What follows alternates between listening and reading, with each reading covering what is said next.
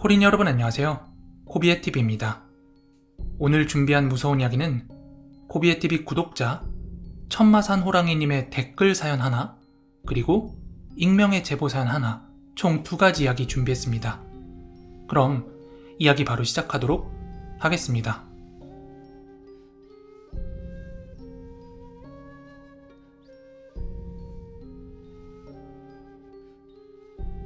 (2008년) 당시 제 학교 동창과 둘이 강원도 아바이 마을로 여행을 떠난 적이 있습니다. 밤 9시경 삼척 해신당공원 부근을 지나는 중이었는데 굉장히 길이 험하고 구불구불했습니다. 지금은 길이 잘 돼 있는 걸로 알고 있는데 당시에는 가로등도 없고 정말 외진 길이었습니다. 그렇게 한밤중 어두운 도로 위를 한참 달리던 중이었는데요. 그때 마침 앞쪽에서 뭔가 희끄무리한 게 보이는 거예요. 그리고 곧 그것과의 거리가 생각보다 빠르게 좁혀져서 속도를 줄이면서 가까이에서 보니 흰색 교복 셔츠에 밑에는 파란색 체육복 바지를 입고 양손에는 운동화를 끼운 채로 이렇게 만세 자세를 하고 막 맨발로 뛰고 있는 거예요. 되게 괴기스럽게 말이죠. 친구와 저는 처음에 그걸 보고 좀 우스꽝스럽기도 했는데 나중에 그게 우리 차 옆을 지날 때 힐끗 보니까 입고 있던 흰 셔츠에 피도 묻어 있더라고요. 그 핏자국을 보고 나니 혹시 나쁜 놈들에게 추행이라도 당했을까 싶어서 저는 친구에게는 경찰서에 전화를 해달라고 부탁을 했고 전 차를 세우고 그 여자아이가 달려간 방향을 따라서 막 쫓아서 뛰기 시작했는데 어딜 간 건지 도무지 보이질 않더라고요. 그래서 전 그 여학생 찾는 걸 포기하고 차로 돌아와 다시 운전을 시작했습니다. 그리고 불과 얼마 가지 않아서 앞쪽 저 멀리에 차량의 라이트 불빛과 경찰차로 보이는 사이렌 등이 막 보여서 그쪽으로 가까이 다가가 봤어요.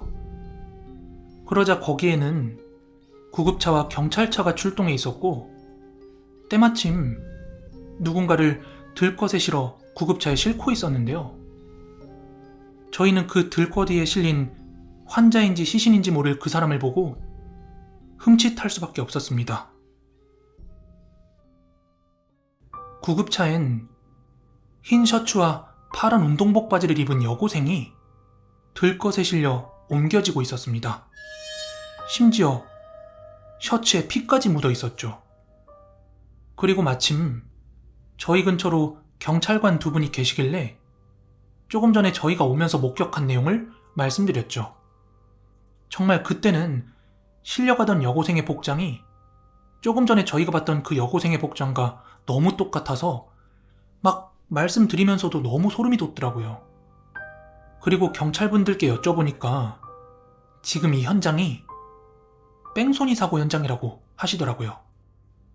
그 후 저희는 그 여고생의 생사 여부는 알 수 없었지만 지금도 우린 기괴하게 뛰어가던 그 여고생이 구급차에 실려갔던 그 여고생의 혼령이 아니었을까 그렇게 생각합니다.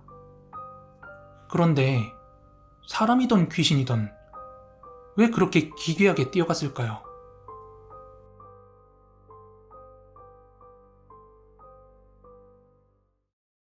(20대) 중반에 제가 홀로 도보 여행을 갔을 때 일입니다.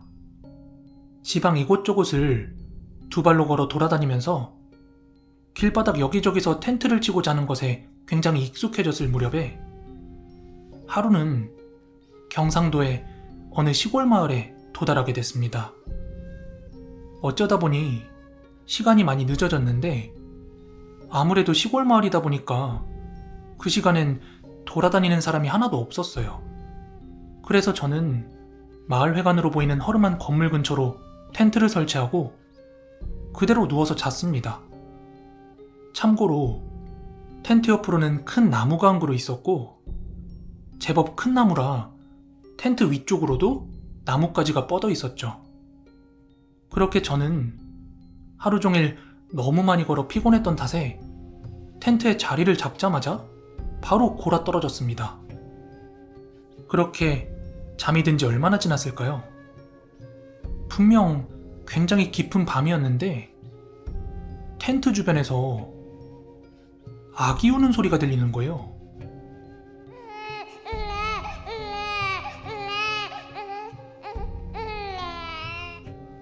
그리고 뭔가가 텐트 천장을 이렇게 쓰는 소리도 났습니다. 하지만 저는 너무 고단했던 탓에 이게 현실인지 꿈인지 구분도 잘 안 가서 다시 집중해서 잠에 들었습니다. 그리고 다음날 아침 동네 어르신 한 분이 저를 부르며 깨우셨어요. 텐트 안으로 고개를 들이미시면서요. 텐트 밖에는 일찍부터 근처를 거닐고 계시는 다른 어르신들도 몇 분 계셨는데 저 같은 여행객을 종종 보셨던 건지 엄청 경계하는 눈치는 아니었고요. 다만 이런 말씀을 하시더라고요. 왜 멀쩡한 데 놔두고 거기서 자냐고요. 그래서 그런가 보다 하고 다시 움직이려고 텐트를 정리하는데 해가 떠 있으니까 어젠 보이지 않던 게 보이는데요. 그 텐트 옆 나무 근처로 뜯지도 않은 나달의 사탕들이 이렇게 몇 개가 놓여져 있는 거예요. 보통 그런 나무에 작은 제사상이나 소주 같은 건 그림이 그려지는데 사탕? 좀 웃기다 하고 생각을 했죠. 그렇게 마을을 지나 이동을 하면서 보인 한 밥집에 들어갔는데요. 동네 장사가 아니라 운전자들 운전하면서 한 번씩 들리는 그런 식당 같았는데 이제 밥을 지으면서 장사 준비를 하던 중이었어요.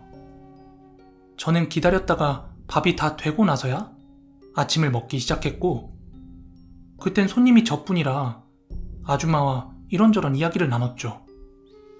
그러다가 제가 오늘 잤던 곳에 대한 이야기 그리고 그 나무에 있던 사탕에 대한 그런 이야기를 꺼냈더니 아주머니가 화들짝 놀라면서 아니 정말 거기서 잤냐고 이렇게 묻더라고요.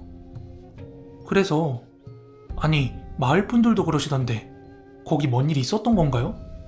하며 묻자 제가 마을을 떠난다는 사실을 알고서 그 이야기를 해주더라고요. 햇수로 10년도 더 전에 결혼 후 촌에서 시집살이를 시작한 한 여자가 아이를 낳았대요. 그러자 며느리 사랑이 남달랐던 그 집안에서는 며느리에게 좋은 건 다 해주려고 했답니다. 그러다 하루는 아내가 먹을 걸 사러 남편과 시부모님이 차를 타고 시내로 나섰고 집에는 여자와 갓난아이 둘만 남아있었죠. 그런데 그날 시내에 나가던 도중 중앙선을 침범한 과속 차량 때문에 사고가 나서 남편과 시어머니가 그 자리에서 즉사하고 시아버지도 병원에서 치료를 받던 중 돌아가셨답니다. 그래서 차마 그 충격을 이기지 못한 아내가 아이를 포대기로 들쳐업은 채 나무에 목을 매서 자살을 했답니다. 그런데 그 나뭇가지가 하필 단단하진 못했는지 밤새 시신이 매달려있던 그 가지가 부러지면서 떨어지게 되었고 포대기에 있던 아이도 엄마한테 눌리니까 숨이 제대로 안 쉬어져서 숨지고 만 것이죠. 그 이야기를 듣고 나서야 모든 게 이해가 되더라고요. 잠결에 들었던 아이 울음소리와 또 나무 근처에 놓여있던 사탕까지 말이죠. 네, 오늘 준비한 무서운 이야기는 여기까지고요. 재밌게 들으셨다면 구독하기, 좋아요 한 번씩만 부탁드리겠습니다. 저는 내일 더 무서운 이야기로 찾아오도록 하겠습니다. 끝까지 시청해주셔서 감사합니다.